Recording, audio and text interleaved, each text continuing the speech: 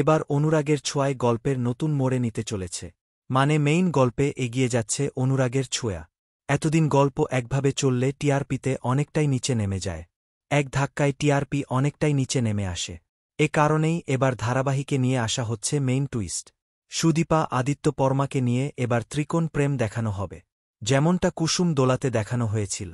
সম্প্রতি সামনে এসেছে নতুন প্রোমো, যে প্রোমোতে দেখা যাচ্ছে বিয়ে হয়ে যাচ্ছে আদিত্য সুদীপার। এদিকে অভ্র পরমার বিয়ে হওয়ার পর পরমাকে বাড়িতে আনার পর অভ্র জানতে পারল যে পরমা আদিত্যকে ভালোবাসে। এ কারণেই অভ্র পরমাকে ছেড়ে অনেক দূরে চলে যায়, মানে তার কাজের দোহাই দিয়ে পরমাকে রেখে চলে যায়। এবার শুরু হবে ত্রিকোণ প্রেমের গল্প। সবাই ভেবেছিল হয়তো পরমাকে পজিটিভ দেখানো হবে, কিন্তু না, পরমাকে নেগেটিভ দেখানো হবে।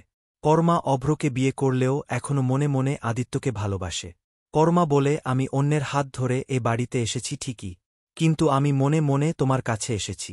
তার মানে আগামীতে আদিত্য, পরমা এবং সুদীপাকে নিয়ে দারুণ ড্রামা হবে। এতে করে টিআরপিও বাড়বে।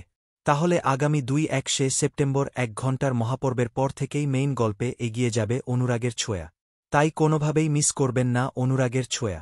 দেখুন সোম থেকে রবি ঠিক রাত 9:30টায় স্টার জলসায় অনুরাগের ছোঁয়ার সকল আপডেট সবার আগে পেতে চ্যানেলটি সাবস্ক্রাইব করে পাশে থাকা বেল আইকনটি বাজিয়ে দিন। ধন্যবাদ।